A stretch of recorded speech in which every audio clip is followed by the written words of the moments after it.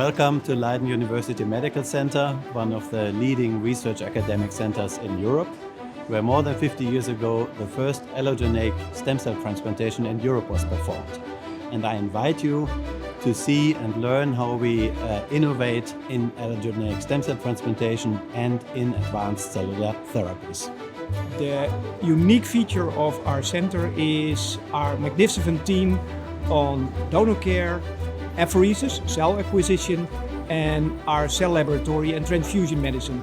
And all are needed to control the pipeline, not only for our standard cellular therapies, but also for innovative new cellular therapies, not only for our patients, but also for patients in the rest of the world.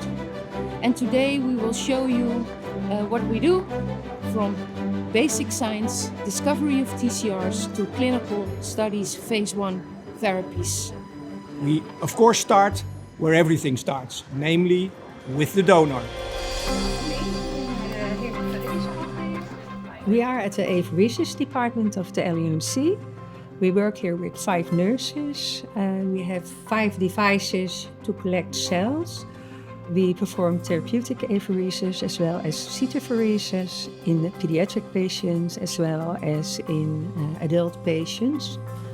And we perform this with a team from nurses, laboratory technicians, physicians, and we perform this in 24 hours a day, 7 days a week. Optimal donor preparation before an apheresis procedure takes into account that the donor is evaluated with his medical history and medication use, then the explanation of what they can expect during the procedure, how long it'll take, how to be comfortable, which all ensures that's a safe procedure for all our patients. We are an expert in collecting the best starting materials, and colleagues in the stem cell laboratory handle the products.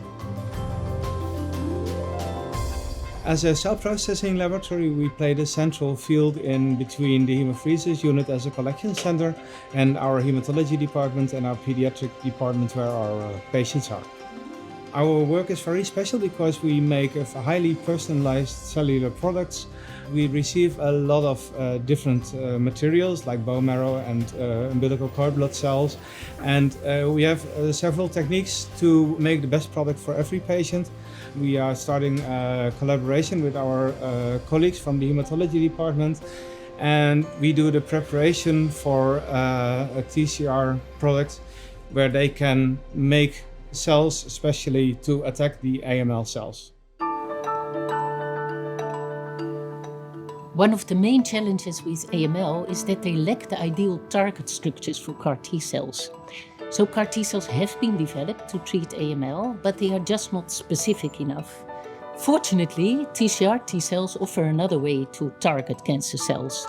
So while CAR T cells are focused on cell surface proteins, TCR-T cells target small protein fragments from inside the cell. And when these are encoded by DNA mutations, they are particularly attractive for immunotherapy.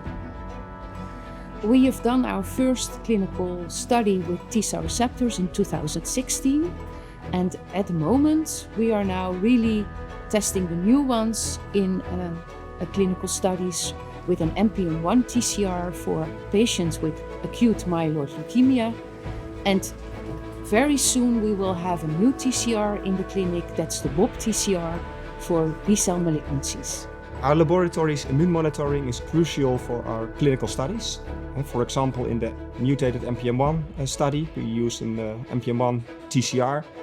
And as an endpoint, we have to follow the presence of the mutated NPM1 using molecular diagnostics, PCRs.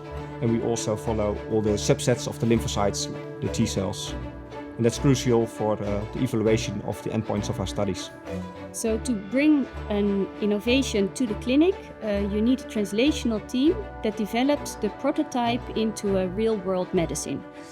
And it's really important that we identify the proper patient with the proper product, and then we keep monitoring the patient after giving the infusion for at least 15 years to make sure we have as well short and long follow-up on safety and efficacy of the therapy.